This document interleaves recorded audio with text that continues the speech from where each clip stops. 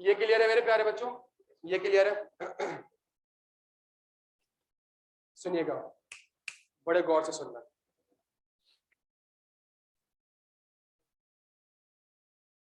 आइजा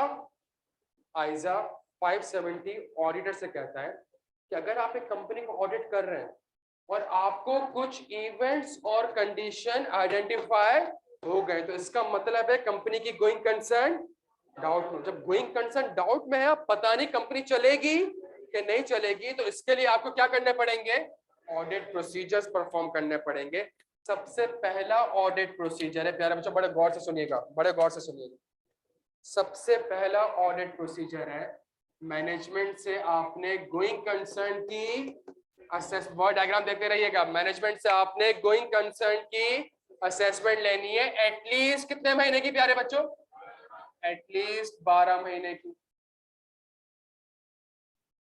at least 12 महीने। क्या यहां तक बात समझ आती है? उसके बाद आपने मैनेजमेंट से cash flow and PNL forecast लेना है। क्या फोरकास्ट क्या होता है भाई? आगे का बताए, सुनिएगा मेरी बात को। ये ट्रिगर करा है तो इसने हिट किस चीज को करा होगा? जब इनको हिट करा है और कंपनी कहती नहीं मैं तो चलाऊंगी, तो ठीक है भाई, आगे बताएं अगले 2-3 साल में आपकी कैश की पोजीशन क्या होगी और पीएनएल की पोजीशन क्या होगी। क्या ये सेंस बनता है प्यारे बच्चों इस चीज का? तो मैनेजमेंट से आपने cash flow and PNL forecast ले लिया। डन हो गया यहाँ पे? जहां आपने मैनेजमेंट से cash flow and PNL forecast लिया, तो नॉर्मली फोरकास्ट बनता कैसे? सुनिएगा, नॉर्मली फोरकास्ट बनता है, फॉर एग्जांपल आप 2021 का ऑडिट कर रहे हैं। जब आप 2021 का ऑडिट कर रहे हैं तो 2021 की जो सेल्स है वो कितने रुपए? 100 रुपए। मैनेजमेंट कहती है मुझे ऐसा लगता है कि 2022 में मेरी सेल्स 20% से इंक्रीज कर जाएगी। मेरी सेल कितने परसेंट से इंक्रीज कर जाएगी? 20% से। तो इसका मतलब है अगले साल मेरी सेल्स कितनी हो जाएगी? ये हुई नहीं है, ये हो जाएगी। सुनिएगा मेरी, ये हुई नहीं है, ये हो जाएगी। क्या यहां तक बात समझ आती है आपको? सही, डन हो गया यहाँ तक? ये कौन सा फोरकास्ट है? PNL forecast. भाई सेल्स पीएनएल है ना यार, तो कौन सा फोरकास्ट है ये पीएनएल फोरकास्ट है। तो इस फोरकास्ट में तो प्यारे बच्चों क्या यूज हो रहा है, जल्दी से बताना। इस फोरकास्ट में क्या यूज हो रही है? एजम्पशंस यूज हो रही है कि अगले साल की सेल्स कितने परसेंट से बढ़ जाएगी? 20% से। तो आपने देखना है कि क्या एजम्पशन, ये जो 120 का नंबर है, ये दो चीजों पे डिपेंडेंट है। पहला, जल्दी, पहला 20%, ये 20% क्या है? एजम्पशन। और ये दूसरा क्या है? अगर मैं कहूं कि इस साल की सेल्स ही गलत है, तो इट मींस मेरे पास जो प्रोजेक्शन सेल आएगी वो भी क्या हो जाएगी?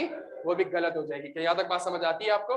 तो मैंने चेक करना है कि जो एजम्पशंस है वो रीजनेबल है, और जिस डेटा को मैं एज्यूम कर रहा हूं, जिस डेटा को मैं प्रोजेक्ट कर रहा हूं, क्या वो डेटा कंप्लीट एंड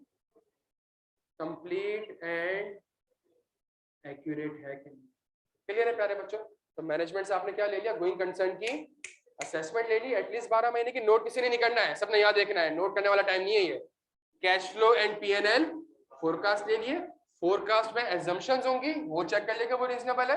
मैनेजमेंट का मेरे अगले साल की सेल 200% से इंक्रीज कर जाएगी और मैं चांद में जाके सेल करूंगा। तो आप कहोगे भाई तो आपने एक्सेप्ट थोड़ी करना है भाई, आपकी तो एजम्पशन, मेरा तो वो एलोन मस्क के साथ एग्रीमेंट चल रहा है और हम स्पेस एक्स से वो चांद में जाके चाय बेचेंगे और इतने की चाय नहीं। यार एजम्पशंस आपकी क्या होनी चाहिए? रीजनेबल होनी चाहिए। तो यहाँ तक बात समझ आती है आपको? अच्छा, और जिस डेटा को आप प्रोजेक्ट कर रहे हो, प्लॉट कर रहे हो, वो बजटिंग पड़ी भी है। बजटिंग में नॉर्मली आप कहते हो ना कि एक आपके पास बेस डेटा होता है, बेस डेटा को आप प्रोजेक्ट करते हो। अगर बेस डेटा ही गलत होगा तो प्रोजेक्टेड रिजल्ट्स भी क्या हो जाएंगे? गलत हो जाएंगे। तो मतलब जो बेस डेटा आपका है वो भी ठीक होना चाहिए और जो एजम्पशंस है वो भी। लेकिन सर ये आप ऑडिट कर रहे हैं दिसंबर 31, 2021 का। जी सारिम साहब,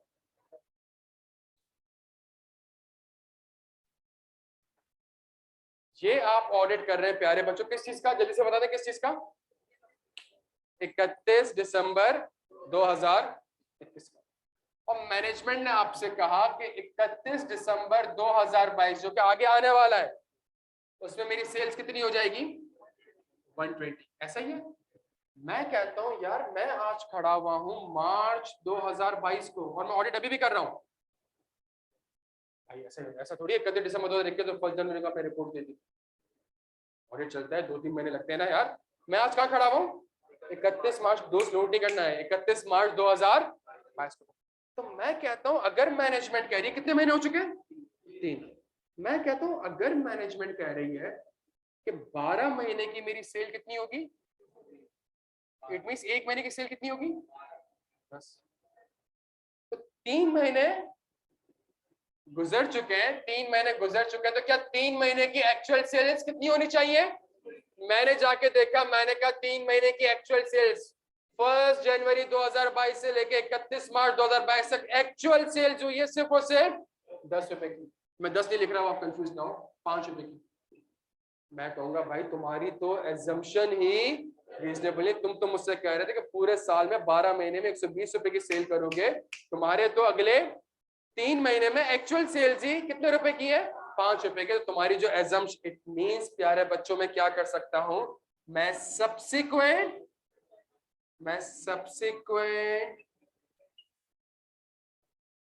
इवेंट प्रोसीजर्स परफॉर्म कर सकता हूं। क्या मतलब सब्सिक्वेंट इवेंट प्रोसीजर को?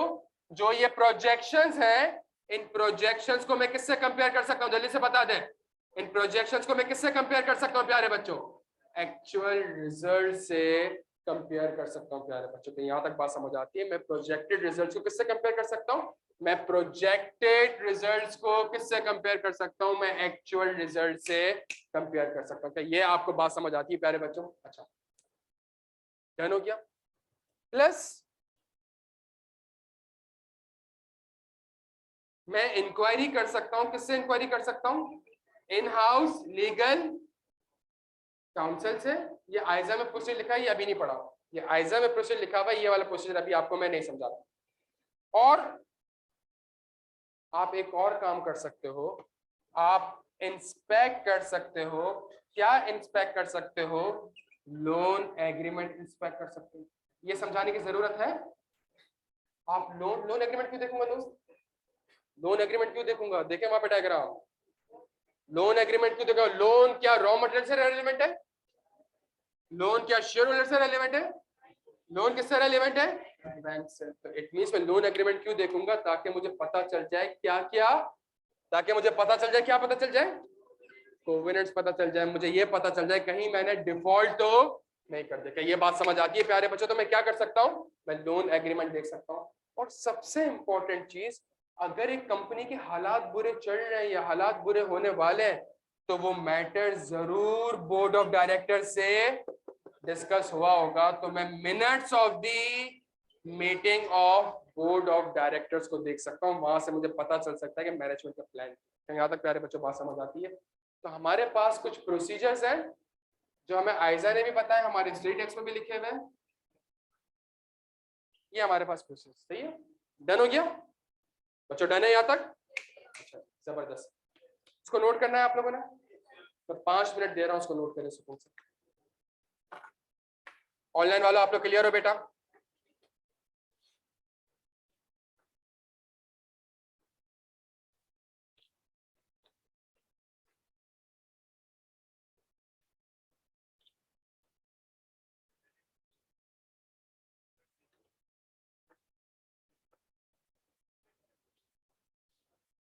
मैनेजमेंट सबसे पहले असेस करती है कि कहां पे रिस्क हो सकता है। इन्वेंट्री में रिस्क हो सकता है, तो इन्वेंट्री की कौन सी एजर्शन में रिस्क हो सकता है, that is the assertion. Unilever है, यूनिलीवर के पास 1000 वेयर हाउस है, यूनिलीवर का रिस्क क्या होगा? मैनेजमेंट खुद जब अपनी असेसमेंट करेगी तो क्या रिस्क होगा? उसकी इन्वेंट्री चोरी हो जाए, उसकी इन्वेंट्री, इट मींस इन्वेंट्री में उसको लग रहा है कि रिस्क है, लेकिन इन्वेंट्री में किस चीज का रिस्क है? एग्जिस्टेंस का रिस्क है, इन्वेंट्री एग्जिस्ट ही नहीं करती, वो वेयर हाउस वाले चोरी करके लेके जाए। तो रिस्क आएगा, असेसमेंट होगी रिस्क की, और उसके बाद उस जिस जगह पे रिस्क होगा उसकी एग्जर्शन दिखाएंगे।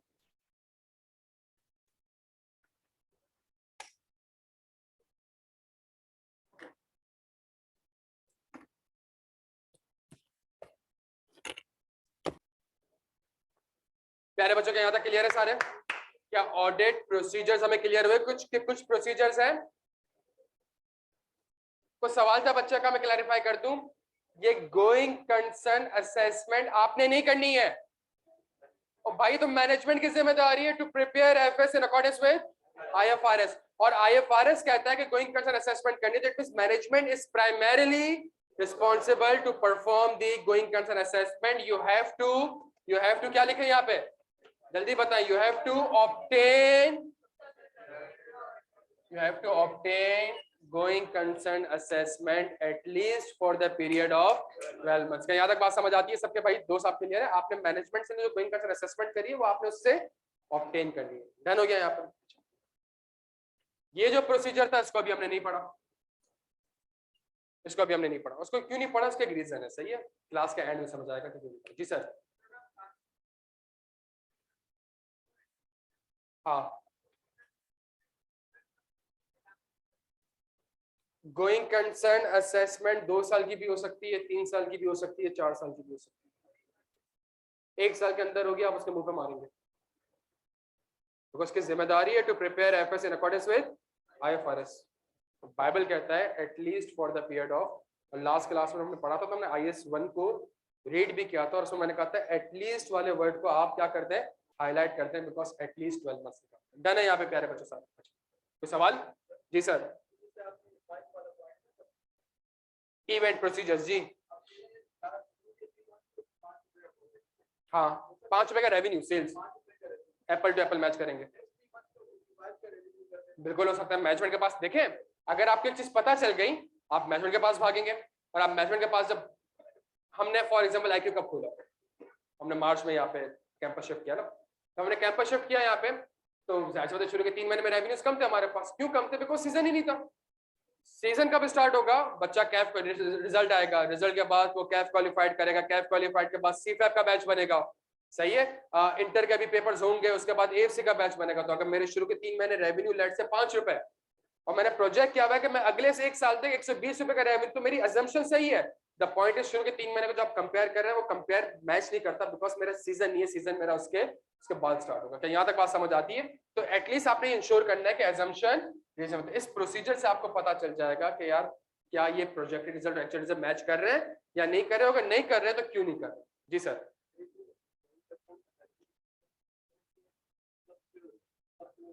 है जी,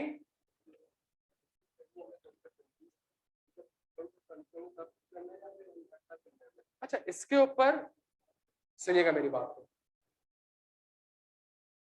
इवेंट्स और कंडीशन अगर आइडेंटिफाई हो जाए, सुनिएगा, बड़ी बड़ी टेक्निकल बात कर रहा हूं और आईएएस में लिखा हुआ, इवेंट्स और कंडीशंस अगर आइडेंटिफाई हो जाए तो आपने तो गोइंग कंसर्न असेसमेंट लाजमी करनी है। पीआईए स्टील मिल ने तो गोइंग कंसर्न की असेसमेंट लाजमी करनी है। सुनिएगा, तो क्या यूनिलीवर ने नहीं करनी? यूनिलीवर ने भी गोइंग कंसर्न की असेसमेंट करनी है। फर्क क्या है?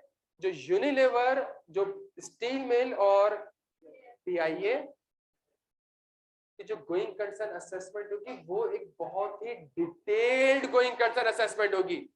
यूनिलीवर की गोइंग कंसर्न असेसमेंट इतनी डिटेल्ड नहीं होगी, बट उसको भी लाजमी करना है, बिकॉज वो जो फाइनेंशियल स्टेटमेंट बनाने जा रहा है वो डिपेंड करता है कि अगले साल सर्वाइव करेगा या नहीं करेगा। तो उसको लेट्स से अगले साल का बजट बना लेगा, और बजट बना के कहेगा मेरे इतने रेवेन्यूज आ रहे हैं, मेरा इतना प्रॉफिट आ रहा है, मेरी गोइंग कंसर्न असम्पशन एप्रोप्रिएट है और कोई अनसर्टेनिटी। दोनों के फाइनेंशियल स्टेटमेंट्स में फर्क क्या है? यूनिलीवर भी असेसमेंट करेगी लेकिन डिटेल नहीं करेगी। यूनिलीवर भी कंक्लूड करेगी कि गोइंग कंसर्न बेसिस, लेकिन यूनिलीवर एक और चीज कंक्लूड करेगी। क्या कंक्लूड करेगी? मटेरियल अनसर्टेनिटी एग्जिस्ट नहीं करती। पीआईए भी गोइंग कंसर्न की असेसमेंट करेगी लेकिन डिटेल करेगी। पीआईए भी ये कंक्लूड करेगी कि गोइंग कंसर्न बेसिस एप्रोप्रिएट है। पीआईए भी फाइनेंशियल स्टेटमेंट किस बेसिस पे बनाएगी? गोइंग कंसर्न बेसिस पे। लेकिन पीआईए एक चीज डिस्क्लोज करेगी, मटेरियल अनसर्टेनिटी एग्जिस्ट करती है। तो ये दो एक बेसिक फर्क हो जाएगा। दोस्त क्लियर है? आप कोई और सवाल मेरे पे? जी सर।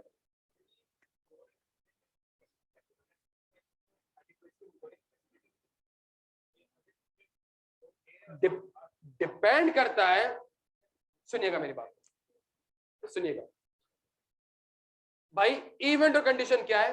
कंपनी के कैश फ्लोज के इश्यूज है। मैनेजमेंट आपसे कहती है बैंक ने हमें लोन दे दिया है, और बैंक ने लोन कितने का दिया? 2 रुपए का। जरूरत कितने की है? 100 रुपए की।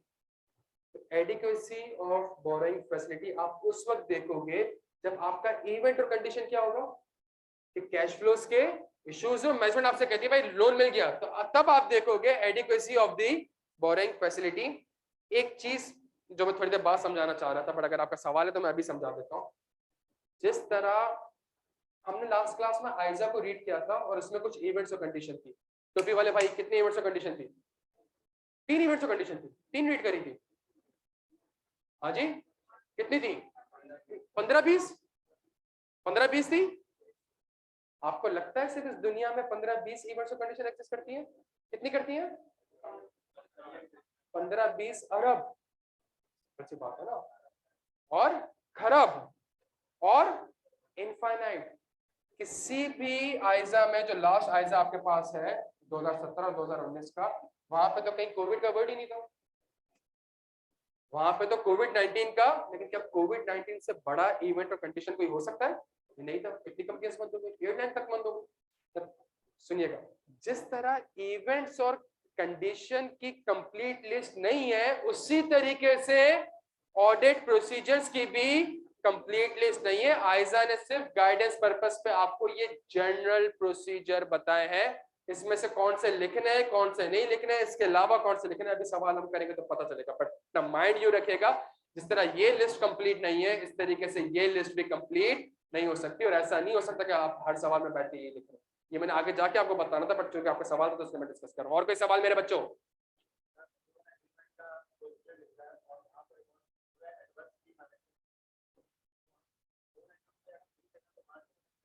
क्या पता चल जाएगा? हाँ,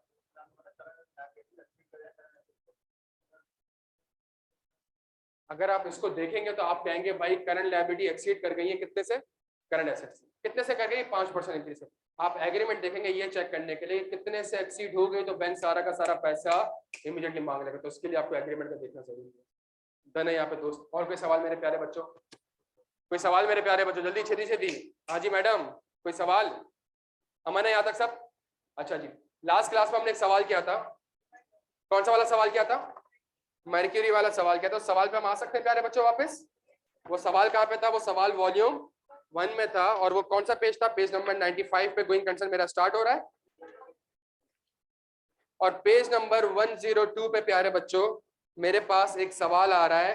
मर्क्यूरी मोटरिंग कंपनी, ये एसीसीए का निहायत ही कोई बकवास थर्ड क्लास पैथेटिक सवाल है। और ये पैथेटिक सवाल क्यों है? सवाल का कंटेंट अच्छा है, सवाल की रिक्वायरमेंट पैथेटिक है। सवाल की रिक्वायरमेंट क्यों घटिया है?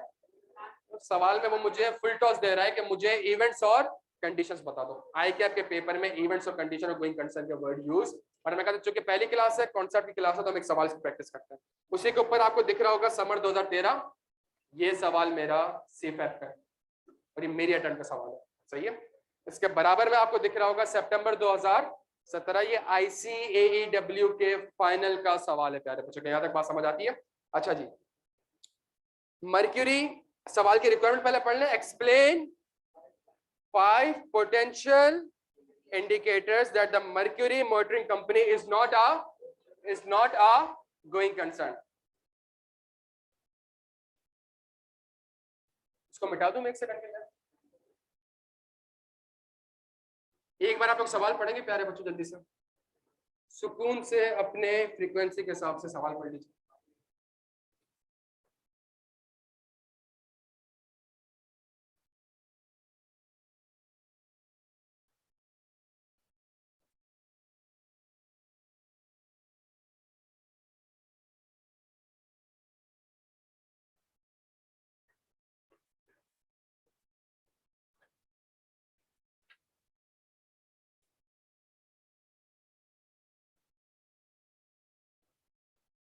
यार आवाज नहीं आ रही यार, मेरे ख्याल से बुक खत्म हो गई यार, सीफे भी खत्म हो गई, कैफ भी खत्म हो गई।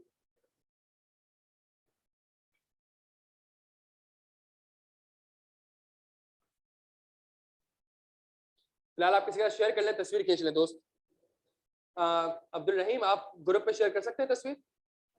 इस सवाल की तस्वीर आप ग्रुप पे शेयर कर लें।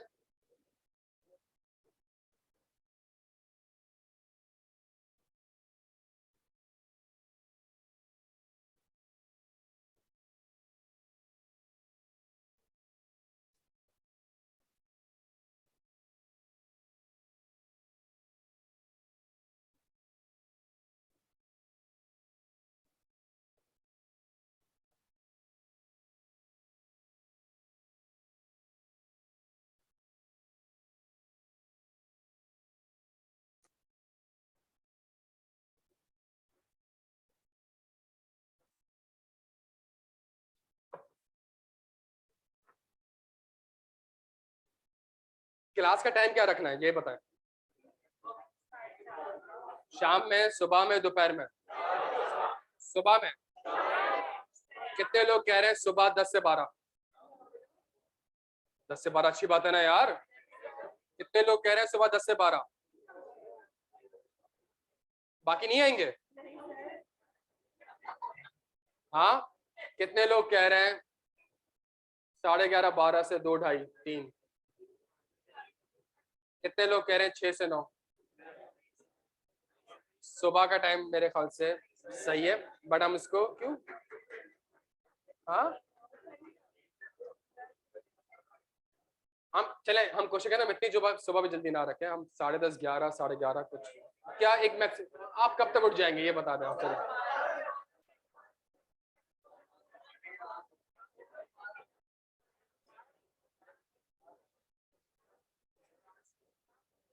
चले जी आ जाए।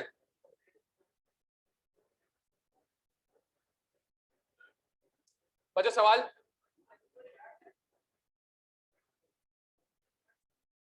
कितने लोग कॉस्टिंग के न्यू बैच में? कॉस्टिंग के न्यू बैच में तो कोई नहीं होगा ना, सारे पुराने वाले। कॉस्टिंग के ओल्ड बैच में? सही सही, चले आ जाए। Mercury specialize in manufacturing engine parts for the motor cars and the company has a diverse customer base but 7 significant customers. The company's year end was 30 September 2015. During the year, a number of the company's significant customers have experienced a, अब ये तो event of condition पढ़ा ही नहीं था हमने, ये event of condition तो हमने, बट हमने एक चीज क्या पढ़ी, हर वो रीजन जिसकी वजह से कस्टमर आपसे माल ना खरीदे वो क्या बन जाएगा, वो इवेंट ऑफ कंडीशन बन जाएगा। During the year, a number of the company's significant customers have experienced a fall in sales and consequently they have purchased. प्यारे बच्चों क्या ये इवेंट ऑफ कंडीशन है? सवाल की रिक्वायरमेंट क्या है, जल्दी से पढ़ें, जल्दी से।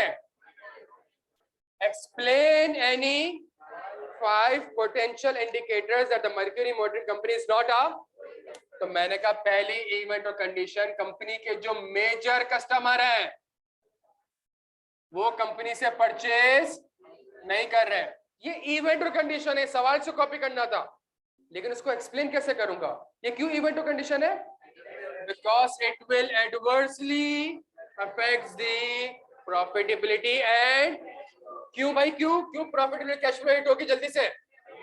बिकॉज मेरे रेवेन्यू क्या कर जाएंगे, डिक्लाइन कर जाएंगे, और जब मेरे रेवेन्यू डिक्लाइन कर जाएंगे तो मेरे cash flows from operating activities भी क्या कर जाएंगी, डिक्लाइन कर जाएंगे। ये तो पता है ना प्यारे बच्चों, प्रॉफिट बिफोर टैक्स से cash flow from operating activities निकालते, तो मेरे ऑपरेशन ही जब नहीं होंगे, ऑपरेशन ही मेरे कम होना स्टार्ट हो जाएंगे, तो मेरे cash flows from operating activities भी क्या हो जाएगी। यहाँ तक बात समझ आती है सब? तो देखे ना कितना अच्छा एक्सप्लेन कर दिया हमने, सही है। आगे बढ़े थोड़ा सा। As a result, Mercury has paid a number of its suppliers later than, and some of them have withdrawn. अब सप्लायर सप्लाई नहीं रहा, सप्लाई ने क्या कर दिया, अपने क्रेडिट टर्म्स को विड्रॉ कर दिया, अपने क्रेडिट टर्म्स को मेरे प्यारे बच्चों क्या कर दिया, विड्रॉ कर दिया। चूंकि इसने अपने क्रेडिट टर्म्स को विड्रॉ कर दिया, ये इवेंट ऑफ कंडीशन है। क्यों इवेंट ऑफ कंडीशन है? It will adversely affects the, क्यों कैश फ्लो अफेक्ट करेगी? बिकॉज इसका आंसर लिंक्ड हो रहा है पॉइंट 1 से। कंपनी की सेल्स ऑलरेडी कम हो चुकी है, कंपनी के पास ऑलरेडी कैश फ्लोज के इश्यूज है, तो ये कैश में परचेज ना कर सके। यहां तक बात समझ आ रही है दोस्त आपके? अच्छा जी, थोड़ा सा और आगे बढ़ते हैं। One of the Mercury's main supplier is threatening legal action to recover the sum. भाई एक मेन सप्लायर आपको क्या कह रहा है, मेन सप्लायर क्या दे रहा है आपको, धमकी दे रहा है, लीगल थ्रेट दे रहा है। अगर एक सप्लायर आपको धमकी दे रहा है, क्या वो माल सप्लाई करेगा? सोचे, अगर वो माल सप्लाई नहीं करेगा, it will adversely affect the operations. क्यों एडवर्सली अफेक्ट होंगे ऑपरेशंस प्यारे बच्चों? बिकॉज मेन सप्लायर है और शायद ही आपको रॉ मटेरियल सप्लाई, ऐसा थोड़ी, एक तरफ केस भी करके बैठा हुआ है, दूसरी तरफ आपको माल भी सप्लाई कर रहा है, ऐसा थोड़ी होगा। सेंस बनता है इस चीज का दोस्त? अच्छा जी, चौथा है जी, as a result of the increased level of payables, the company's current ratio has fallen to, मेरे पास करंट रेशियोज गिर गए, ये इवेंट ऑफ कंडीशन है। क्यों इवेंट ऑफ कंडीशन है? Because it will adversely affect the cash flows. To cash flows को adversely affect करेगा, जल्दी बता दें। बिकॉज बैंक में demand all the outstanding loan immediately। ऐसा ही है भाई प्यारे बच्चों, ऐसा ही है ना यार। तो जहां आपके रेशियोज खराब होना स्टार्ट किए, आपने बैंक से लोन लिया हुआ है, तो बैंक के पास ये राइट होता है कि आपसे सारा का सारा पैसा इमीडिएटली मांग सकता है। क्या यहाँ तक बात समझ आती है मैडम? आप क्लियर है? यहाँ तक बात समझ आती है? अच्छा, सवाल को यहाँ तक पढ़ते हैं। चल आगे एक पैराग्राफ पढ़ते हैं। Mercury has a loan of $2.3 million which is due for repayment in full by September 30, 2016.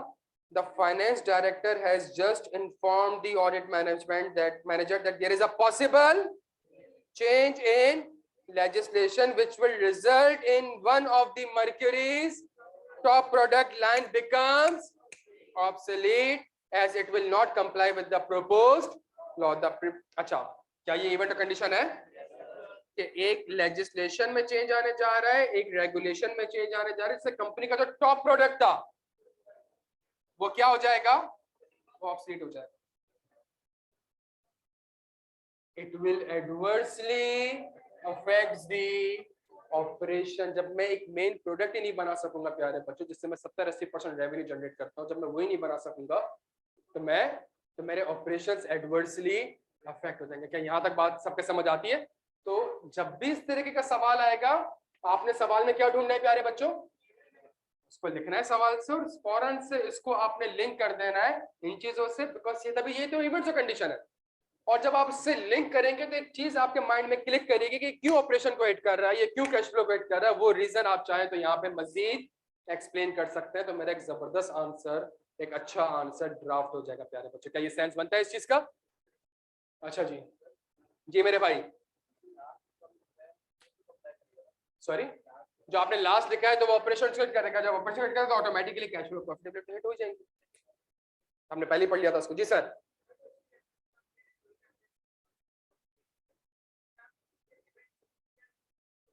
एक सिंपल सी बात है। अगर किसी सवाल में आइजा 570 एप्लीकेबल है तो पता कैसे चलेगा? सवाल में क्या मौजूद होगा?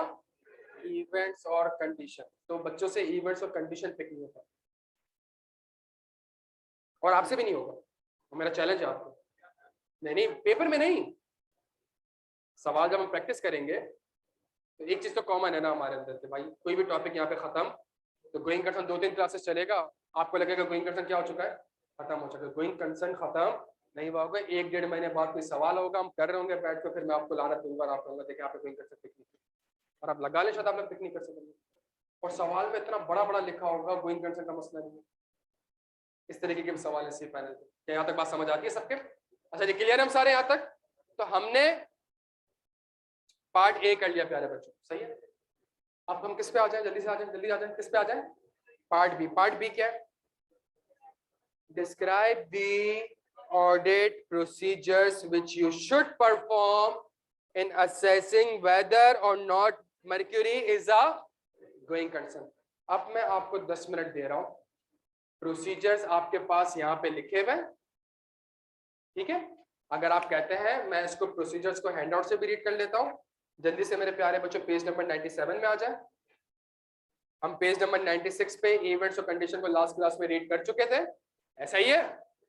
हम 97 पे आ जाए। उसकी हेडिंग कितनी जबरदस्त लिखी है, additional audit procedures when the events और कंडीशन। यार यहाँ पे कनेक्ट कर दोगे भाई, यहाँ पे कनेक्ट कर देना यार, इसको यहाँ पे नहीं है। Analysing and discussing the cash flow, profit and another relevant forecast with the management. Analysing and discussing the latest available interim. ये कौन से इंटरिम फाइनेंशियल स्टेटमेंट होंगे? ये मार्च 2022 के फाइनेंशियल स्टेटमेंट होंगे, सही है। Reading the terms of the debenture and loan agreement, reading the minutes of the meeting of shareholder and those charged with governance. Those charged with governance का मतलब board of director. Inquiry with the entities legal counsel, performing the audit procedure regarding subsequent events or confirming the existence, terms and adequacy of the borrowing facility. क्या यहाँ तक बात समझ आती है? तो ये आपके पास बाइबल है, यहाँ पे कुछ प्रोसीजर्स है आपके पास. सवाल की रिक्वायरमेंट है describe the audit procedure. 10 minute दे रहा हूँ, मुझे ऑडिट प्रोसीजर ड्राफ्ट करके दें. किताब खोल के ड्राफ्ट करना है, किताब खोल के ड्राफ्ट करना है, वहां से लिखना है, वहां से लिखे, कोई मसला नहीं कि मुझे हर बच्चा अब ड्राफ्ट करता हुआ लिखे. बिल्कुल जल्दी छेती छेती.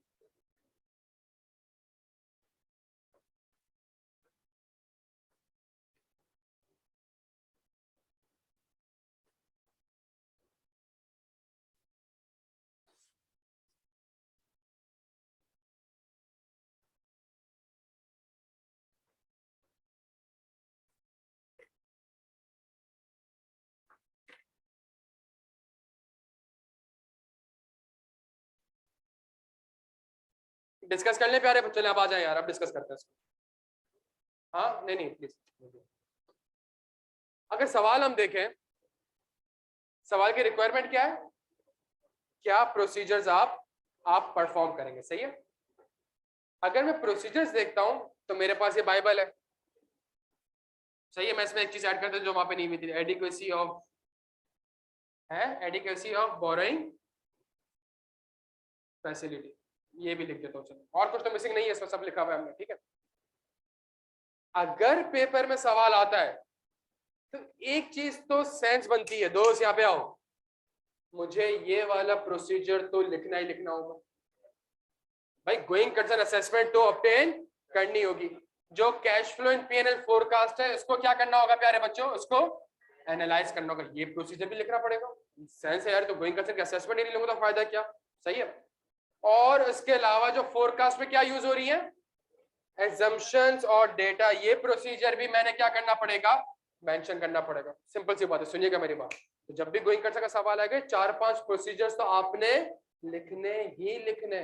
सुनिएगा मेरी बात. मुझे सब्सिक्वेंट इवेंट का प्रोसीजर भी लिखना पड़ेगा, मुझे ये प्रोसीजर भी लिखना पड़ेगा. सब्सिक्वेंट इंटरिम एफएस वाला जो प्रोसीजर था मुझे ये भी लिखना पड़ेगा. सही है. मुझे लोन एग्रीमेंट देखना पड़ेगा. बैंक से लोन लिया हुआ है यार, जब लोन लिया हुआ है तो मुझे लोन एग्रीमेंट भी देखना पड़ेगा. क्या यहां तक बात समझ आती है? सुनिएगा मेरी बात गौर से. मुझे बोर्ड ऑफ डायरेक्टर्स के मिनट्स ऑफ दी मीटिंग्स भी देखनी पड़ेगी. सर सवाल कुछ ऐसा बन चुका है कि जितने प्रोसीजर आइजा में लिखे हुए हैं ये सारे के सारे एप्लीकेबल हो चुके हैं. क्यों एप्लीकेबल हो चुके हैं उसका एक रीजन है. सुनिएगा. अब जो मैं रेड से मार्क कर रहा हूं या बॉक्स बना रहा हूं उसको सुनिएगा.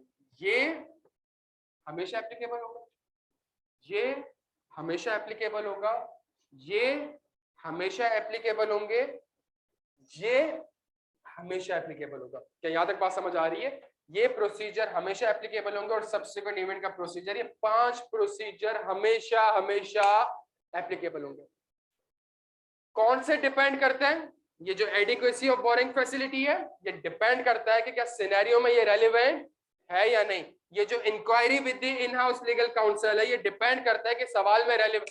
अगर सवाल में कोई लीगल एक्शन है ही नहीं, सवाल में कोई लेजिस्लेशन का चेंज है ही नहीं, तो क्या आप इंक्वायरी करेंगे इन हाउस लीगल काउंसिल से? फिर आपका ये प्रोसीजर. सवाल में आपने बैंक से लोन ही नहीं लिया हुआ है, सवाल में बैंक आपका इवेंट और कंडीशन है ही नहीं, तो इसका मतलब है ये एग्रीमेंट्स वाले प्रोसीजर आपके लिए रेलिवेंट नहीं होंगे. क्या यहां तक बात समझ आ रही है? तो एक चीज सुनिएगा, जब भी सवाल आएगा जो बाइबल है, इस बाइबल के 4-5 प्रोसीजर्स मुझे हेल्प करेंगे. मैनेजमेंट से गोइंग कंसर्न असेसमेंट लेनी है, लाजमी लेनी है. Cash flow and PNL forecast को एनालाइज करना है. सब्सिक्वेंट इंटरिम फाइनेंशियल स्टेटमेंट्स को ऑब्टेन करना है. क्यों? ताकि सब्सिक्वेंट इंटरिम एफएस के रिजल्ट्स को कंपेयर कर सके. Projected minutes of the meeting of board of directors देखनी है आपने. क्या यहां तक बात समझ आ रही है?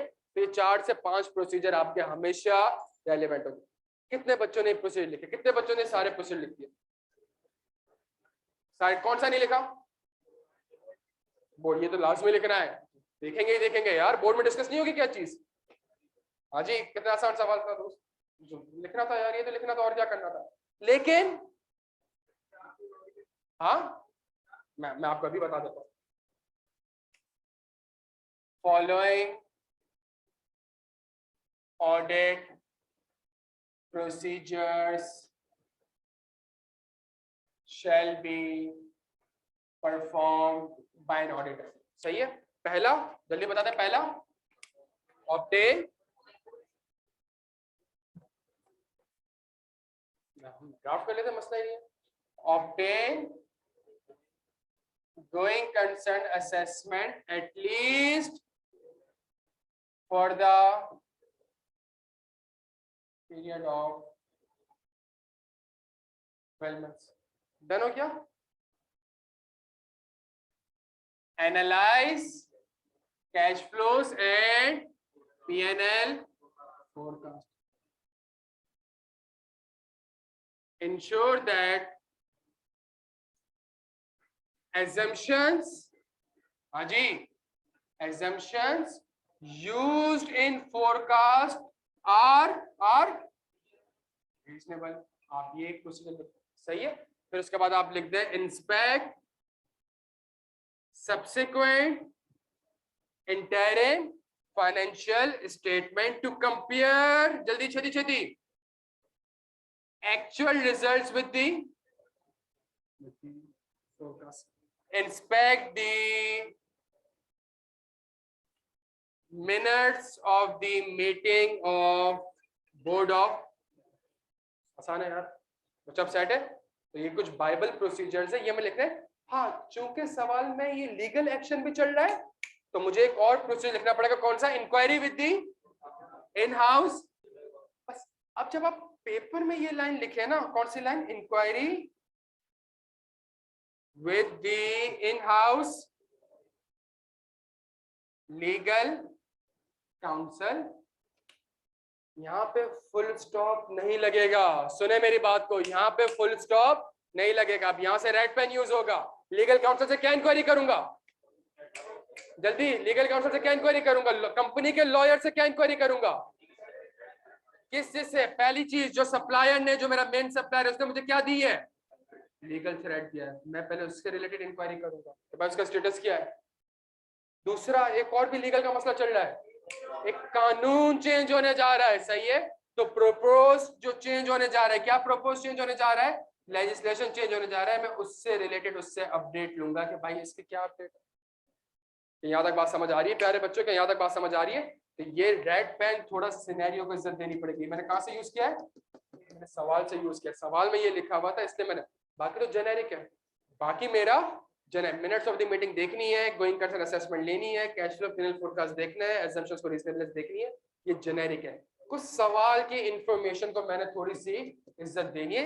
Inquiry with the in house legal counsel, खुदा का वास्ता है फुल स्टॉप नहीं लगाना है। क्या इंक्वायरी करेंगे? To know the, to assess the status of the legal threat with the main supply and to obtain the update of the proposed legislation. Full stop. Lawyer से पूछूंगा भाई क्या लगता है आपको, लगता है ये कानून आएगा कि नहीं आएगा? समझ आ रही है प्यारे बच्चों बात? यहाँ तक क्लियर है? क्लियर हम सारे यहाँ पे? जहां मैंने अब मैं बात तो सुने ना, मैं उसी बता रहा हूँ, उसी चाह रहा हूँ। यहाँ तक क्लियर हो? मैं तुम्हारी वजह से मैंने वो लिखा है पूरा, तो मैं तो डायरेक्ट लोन एग्रीमेंट में आ रहा था। सही है? यहाँ तक क्लियर है सारे? यहाँ तक क्लियर है? अच्छा, ये प्रोसीजर सही है। इसको भी लिख दूं यहाँ पे, ये भी आएगा ना यार। लेकिन मैं इंस्पेक्ट क्यों करूंगा लोन एग्रीमेंट? जल्दी से बता दें क्यों करूंगा? टू क्या आइडेंटिफाई करूंगा प्यारे बच्चों? क्या आइडेंटिफाई करूंगा? कोवेनेंट्स को आइडेंटिफाई करूंगा। कहीं कंपनी के कोवेनेंट्स तो ब्रीच नहीं होगा। क्या यहाँ तक बात समझ आ रही है? तो मैंने इसको भी लिख दिया। और ये जो लाल पेन है उसको थोड़ी सी इज्जत देनी है, सवाल में रेलिवेंट है। यहाँ तक क्लियर है? क्या ये अच्छा आंसर है प्यारे बच्चों? अब आंसर, ये दुनिया का सबसे पैथेटिक आंसर है और ये बकवास आंसर है। ये तो लिखना ही लिखना है। लेकिन मेरे प्यारे भाई, जो सवाल में इवेंट्स और कंडीशन है, अगर आपके ऑडिट प्रोसीजर्स उस इवेंट्स और कंडीशन को ही कवर नहीं कर रहे तो फिर क्या लिखे ऑडिट प्रोसीजर आपने? ये तो बाइबल है, ये तो आएगा ही आएगा। और जो चीजें आ रही थी सवाल में थोड़ा बहुत ऐड कर दिया। लेकिन अगर आपके सवाल में प्रोसीजर्स में वो इवेंट्स और कंडीशन को ही कवर नहीं कर रहा तो फिर क्या खास प्रोसीजर आपने ड्राफ्ट किया? फॉर एग्जांपल, सबसे पहला मसला क्या था मेरा? जल्दी बता दे, जल्दी बता दे। सबसे पहला मसला क्या था? मेजर कस्टमर जो मेरे हैं मुझसे माल नहीं खरीद रहे।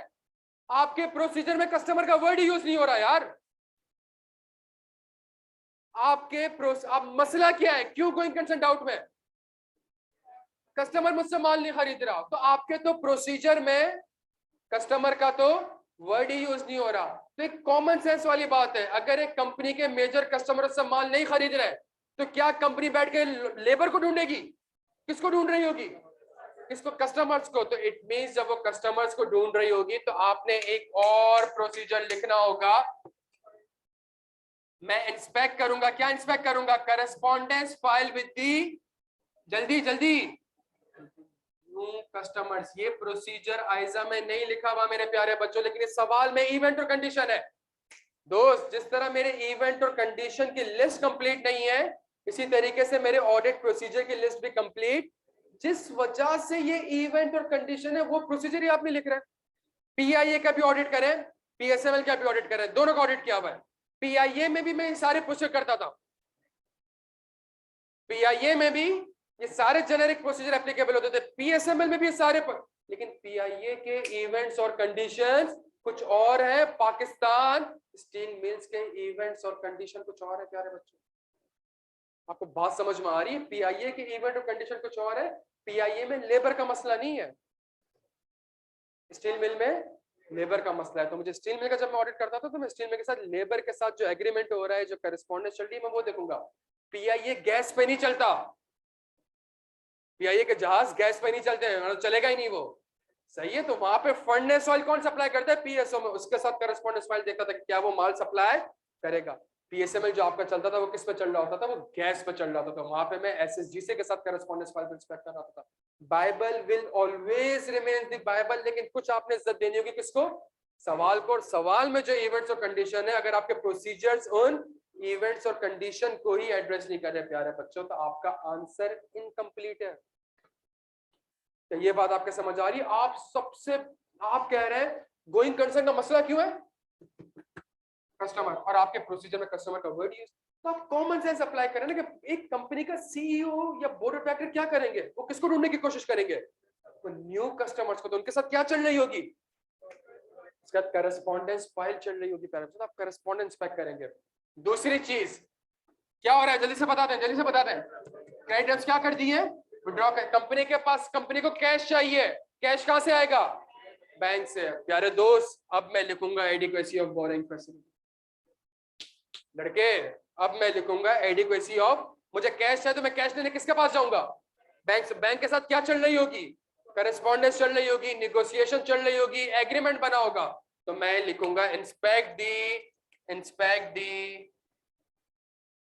करस्पॉन्डेंस फाइल, निगोशिएशन किसके साथ? बैंक। क्यों? क्या देखना है मुझे? जल्दी जबरदस्त के, क्या मुझे कोई एडिशनल फाइनेंस मिल रहा है कि नहीं? पैसे नहीं है यार, तो माल खरीदने के लिए पैसा चाहिए होगा, तो पैसा कौन देगा? पैसा बैंक देगा प्यारे बच्चों। क्या यहाँ तक बात समझ आती है प्यारे बच्चों? क्या यहाँ तक बात समझ आती है? पैसा या तो बैंक देगा या कौन देगा? जल्दी से बता दें, या कौन देगा? शोल्डर। तो वो याद है प्रोसीजर कौन सा? Minutes of the meeting of board of director and share holder. क्यों? ये असेस करने के लिए कि शेयर होल्डर पैसा कंपनी में लगा रहे कि नहीं लगा रहे। क्या यहाँ तक बात समझ आती है? तीसरा मसला क्या था मेरा? मेन सप्लायर क्या कर रहा था, किस चीज की धमकी दे रहा था मुझे? तो आपने कहा क्या? आपने कहा कि इसकी वजह से शायद ये मुझे माल सप्लाई ना करे। तो जब आपको कैसे पता चलेगा कि ये माल सप्लाई कर रहा है कि नहीं कर रहा? आप इसके साथ करस्पॉन्डेंस फाइल देखोगे कि कहीं उसने आपको मना तो नहीं कर दिया। अगर मना कर दिया तो मैनेजमेंट क्या करेगी? एक नया supplier inspect the correspondence file with the old supplier कि क्या वो माल सप्लाई कर रहा है या नहीं कर रहा। और मैनेजमेंट का प्लान क्या है? अब मैनेजमेंट लेबर नहीं ढूंढेगी, सप्लायर का मसला तो कस्टमर नहीं ढूंढेगी, प्लांट एंड मशीनरी नहीं ढूंढेगी, क्या ढूंढेगी यार? नया सप्लायर ढूंढेगी। आपके आंसर में सप्लायर का वर्ड ही मिसिंग है यार। हाँ, केस में कितने की पेनल्टी लगेगी, कितने की पेनल्टी नहीं लगेगी, तो लीगल काउंसिल से इंक्वायरी करके मैंने यहाँ पे कवर कर दिया। आप देख रहे हैं मेरे प्रोसीजर्स को? अगर आप देखें मेरे प्रोसीजर जो मैंने लाल से लिखा हुआ है, ये मेरे इवेंट्स और कंडीशन को प्यारे बच्चों क्या कर रहे हैं? एड्रेस कर रहे हैं। मेरे करंट रेशियोज क्या हो चुके हैं? कम हो चुके। तो कोवेनेंट्स क्या हो जाएंगे? ब्रीच हो जाएंगे। तो मैं लोन एग्रीमेंट देखूंगा ताकि कोवेनेंट्स को आइडेंटिफाई कर सकूं। मैं बैंक के साथ करस्पॉन्डेंस फाइल को इंस्पेक्ट करूंगा कि कहीं बैंक ने मुझसे सारा का सारा पैसा इमीडिएटली तो मैं मान गया नई रेगुलेशन आएगी या नहीं आएगी, मैं ऑलरेडी लीगल काउंसिल से इंक्वायरी करके मैंने फुल स्टॉप नहीं लगाया, मैंने आगे लिख दिया to know the status of the new legislation और रेगुलेशन। क्या यहाँ तक बात समझ आ रही है प्यारे बच्चों? तो पेपर में जो सवाल आएगा, जिस तरीके से सवाल आ रहा होगा, मसला क्या होता है, इवेंट्स और कंडीशन भी आइजा में नहीं दी हुई होंगी और ऑडिट प्रोसीजर्स भी आइजा में मेंशन नहीं है। जो बाइबल है वो 4-5 प्रोसीजर तक आपको हेल्प करेगा जो मैंने आपको बता दिया, सही है। उसके अलावा आपके प्रोसीजर किससे अलाइंड होने चाहिए, इवेंट्स और कंडीशन से अलाइंड होने चाहिए, तब जाके आपका एक अच्छा आंसर बनेगा और आपको समझ में आएगा जो आप लिख रहे हैं। यार मसला कस्टमर का चल रहा है, मेरे प्रोसीजर में कस्टमर ही नहीं है, सेंस बनता है इस चीज का। यार मैं एक कंपनी का ऑडिट कर रहा हूँ, उसके पास मेजर कस्टमर्स है नहीं, उनके बैंक करप्ट हो गया है, तो मैं अपने गोइंग कंसर्न के प्रोसीजर में क्या ये देखूंगा नहीं कि कंपनी के पास अब कस्टमर कैसे आएंगे? क्या यहाँ तक बात समझ आ रही है प्यारे बच्चों? क्या यहाँ तक क्लियर हम सारे? तो मेरे प्रोसीजर्स शुड बी कंसिडर, वही वाली बात, the left hand side is equal to right hand side. जो आपके प्रोसीजर्स हैं वो इवेंट्स और कंडीशन के साथ अलाइंड होने चाहिए। कॉमन सेंस है यार, ये आज थोड़ी बताया गया, तो कॉन्सेप्चुअल फ्रेमवर्क और ये कॉमन सेंस है। दोस्त क्लियर हो यार? किताबें क्यों बंद कर रहे हो भाई? पढ़ना है यार, दिल से लगा के बैठ गया किताब। क्या यहाँ तक बात समझ आ रही है भाई? क्लियर हम सारे यहाँ पे? ये जो हमने सवाल किया प्यारे बच्चों, अच्छा सवाल था, कि दुनिया का सबसे थर्ड क्लास सवाल था, सही है, थर्ड क्लास क्वालिफिकेशन का थर्ड क्लास सवाल था। हमने अब क्या करना है, हमने अब क्या करना है? हाँ जी, ब्रेक क्यों भाई? अभी तो सीफैप का सवाल करना है ब्रेक के बाद, तो फिर 6 तो ऐसे ही बच जाएंगे, नेक्स्ट क्लास कोई नहीं। अच्छा एक सवाल पढ़ ले, सवाल पढ़ के ब्रेक ले लेते, ये काम कर ले।